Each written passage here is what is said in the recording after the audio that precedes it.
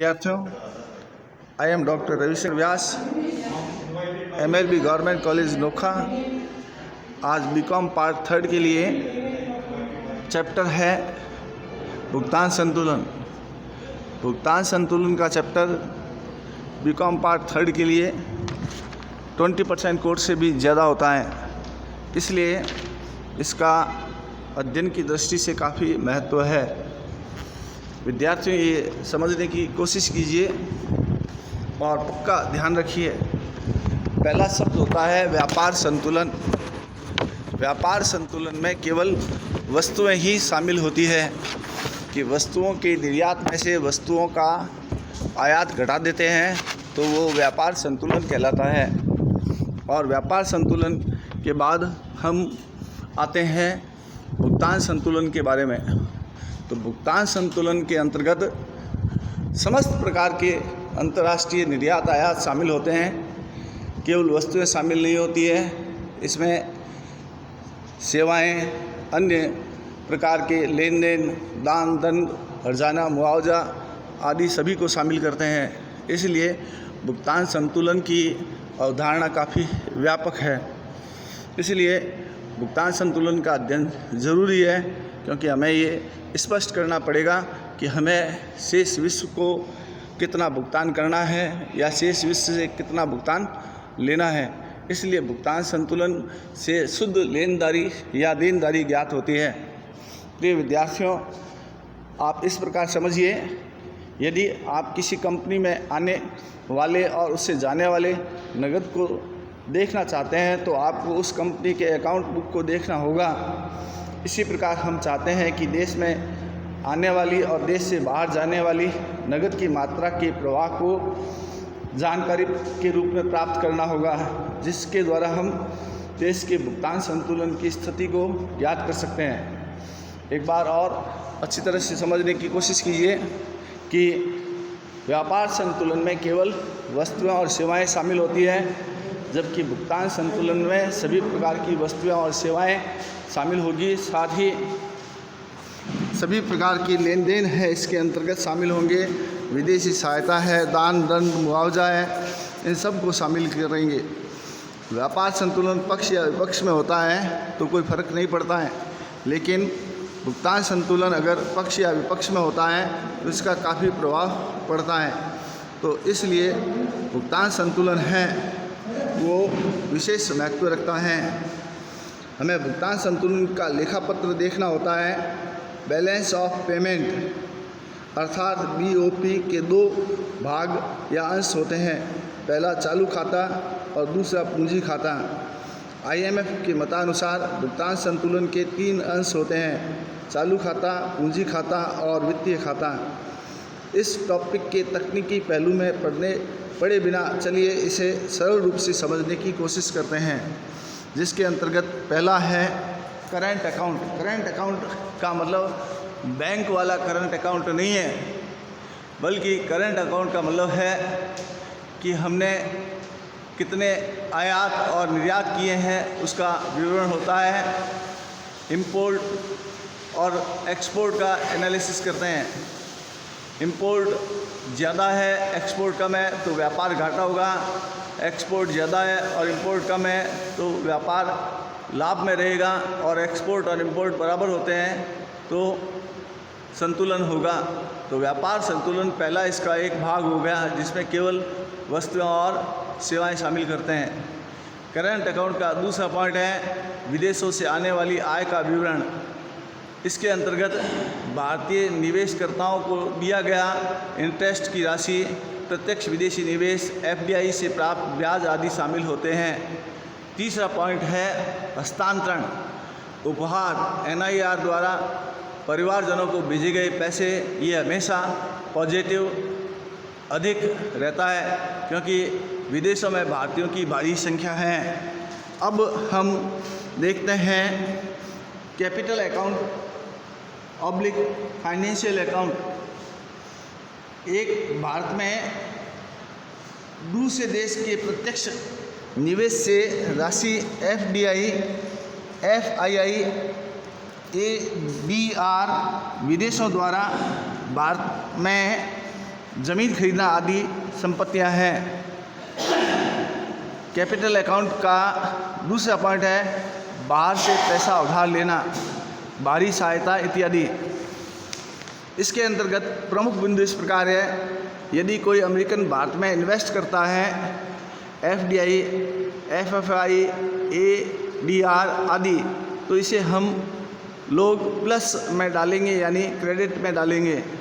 Number 2 बात है, यदि कोई भारतीय अमेरिका में इन्वेस्ट करता है, FDI, FII, IDR, तो इसको हम लोग माइनस में डालेंगे यानी डेबिट में रखेंगे।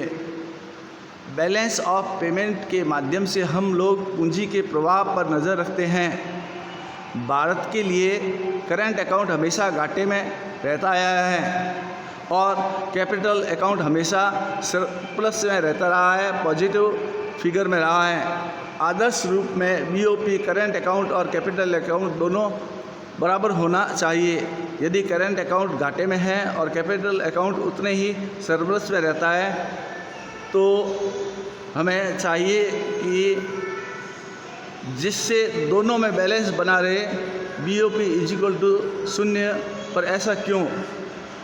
अब हम देखते हैं कि बैलेंस ऑफ पेमेंट = 0 की थ्योरी क्यों। मान लीजिए विश्व में केवल 2 देश हैं, एक अमेरिका डॉलर वाला देश, दूसरा भारत रुपये वाला, और इन दोनों के बीच में कोई बिचौलिया नहीं है, ना ही कोई एजेंट है, ना ही कोई टैक्सेशन सिस्टम है, ना ही सचिन तेंदुलकर और ना ही तारक मेहता का उल्टा चश्मा। कहने का मतलब है कि अमेरिका और भारत के अलावा विश्व में कुछ नहीं है। अब भारत अमेरिका से वर्थ $10 बिलियन का एप्पल फ़ोन खरीदता है। चूँकि कोई फॉरेक्स एजेंट टैक्सेशन नहीं है, इसलिए भारत अमेरिका को 10 × 60 = 600 बिलियन NRI भारतीय मुद्रा देता है। यदि $1 बराबर 60 रुपये है, इसका मतलब यह हुआ कि भारत के बहुत सारे रुपये भारत के करंट अकाउंट से अमेरिका में चले गए। मगर अमेरिका भारत के मुद्रा का क्या करेगी? भारतीय मुद्रा तो उसके कोई यूज़ का ही नहीं है। अमेरिकन के पास 3 ऑप्शन हैं। नंबर 1, या तो वह उस मुद्रा को बाहर से खरीदे, जैसे कच्चे माल, स्टील, प्लास्टिक आदि।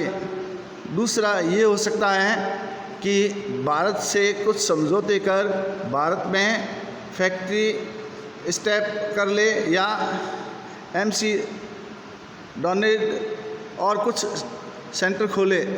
तीसरा, भारत में कुछ शेयर बॉन्ड खरीद लें।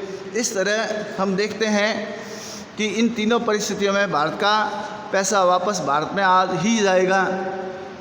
इसलिए कम से कम बैलेंस ऑफ पेमेंट थ्योरी के अनुसार current capital plus current account = 0 यानी कि BOP।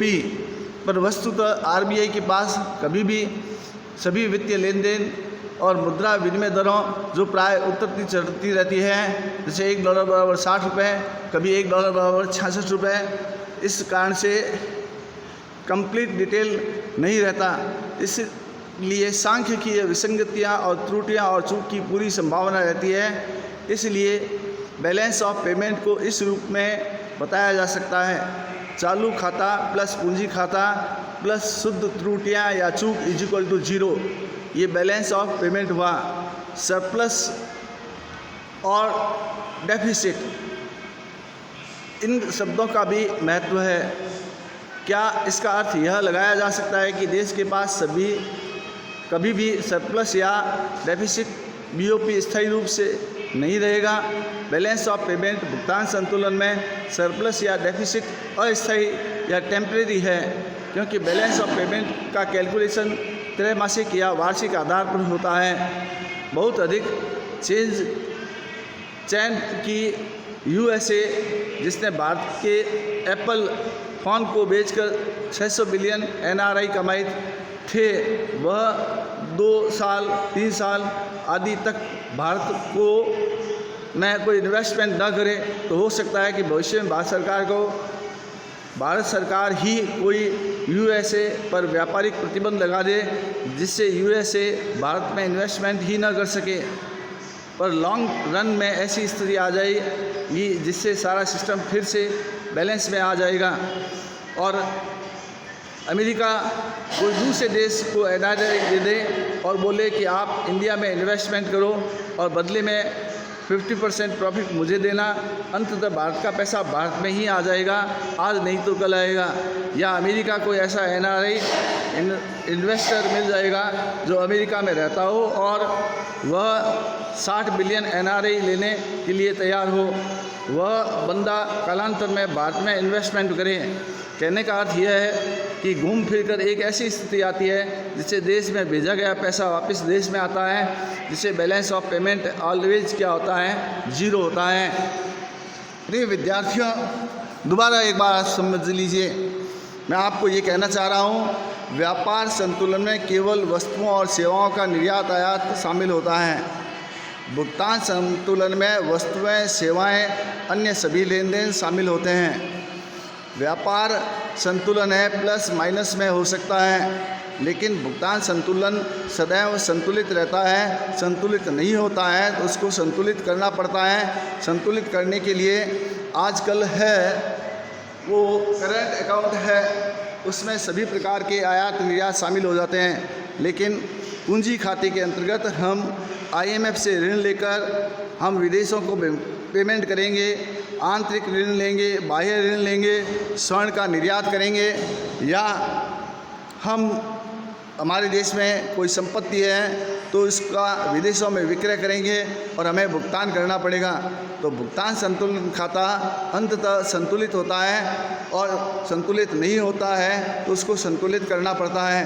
तो कुल मिलाकर संक्षेप में यह है कि भुगतान संतुलन से यह मालूम पड़ता है कि हमारी शुद्ध लेनदारियाँ या देनदारियाँ कितनी हैं। हमने जो आयात किए हैं तो उसका भुगतान निर्यातों के द्वारा करना ही पड़ेगा। अंततः भुगतान संतुलन खाता सदैव संतुलित रहता है, इसके लिए सरकार है वो प्रयास करती है। अब हम देखते हैं कि भारत में 1972-73 और 1976-77 को छोड़कर सदैव व्यापार घाटा रहा है। हमारे वस्तुओं और सेवाओं के आयात ज़्यादा रहे हैं और निर्यात कम रहे हैं। ऐसी स्थिति में हमने व्यापार घाटा है या भुगतान संतुलन को संतुलित करने के लिए विश्व के अनेक देशों से ऋण लिए हैं। अंतर्राष्ट्रीय मुद्रा कोष से व्यापार घाटे को पूरा करने के लिए ऋण लिया है और ये ऋण की मात्रा लगातार बढ़ती जा रही है। इस कारण प्रति व्यक्ति भारतीय ऋण भार बढ़ता जा रहा है। तो कहने का मतलब यह है कि हमें भुगतान संतुलन को संतुलित रखने के लिए आयातों का भुगतान निर्यातों से करना पड़ेगा। इसलिए देश में उत्पादकता में वृद्धि करनी पड़ेगी, कुशलता में वृद्धि करनी पड़ेगी और अच्छी श्रेष्ठ वस्तुएं निर्यात करनी पड़ेगी, तकनीकी सेवाएं निर्यात करनी पड़ेगी और विभिन्न प्रकार के लेन देन हैं उनमें ऐसी पारदर्शिता रखनी पड़ेगी कि हमने जो आयात किए हैं उसका भुगतान किया जाए। हम देखते हैं कि हमारे देश के आयातों में 25% पेट्रोल पर राशि व्यय हो जाती है, जबकि 25% कृषिजन्य पदार्थों का भी निर्यात मुश्किल से होता है। हैंडीक्राफ्ट है, इसका निर्यात होता है। वर्तमान में कोविड-19 के कारण हमें अनेक प्रकार के विदेशी उपकरण वगैरह आयात करने पड़े। आर्थिक मंदी की स्थिति रही, व्यापार में आयात ज़्यादा हुए हैं, निर्यात कम हुए हैं और भुगतान संतुलन खाता है वो नेगेटिव है। लेकिन ये नेगेटिव होने का मतलब यह नहीं है कि अब हमें कोई भुगतान नहीं करना पड़ेगा। वास्तव में हमें अंतर्राष्ट्रीय भुगतान करने पड़ेंगे, क्योंकि आयातों का भुगतान निर्यातों से संभव है और इसकी वार्षिक गणना की जाएगी। तो पूंजी खाते के माध्यम से हमें विभिन्न प्रकार के भुगतान करने पड़ेंगे और उन भुगतानों के द्वारा अंततः भुगतान संतुलन खाता संतुलित होता है। इसलिए हमें इस बात के प्रयास करने चाहिए कि आयातों में कमी की जाए, निर्यातों में वृद्धि की जाए और भुगतान संतुलन खाते में असंतुलन की स्थिति नहीं हो। 1972-73 और 76-77 की तरह ही व्यापारिक गतिविधियों का सही ढंग से संचालन करना चाहिए। धन्यवाद।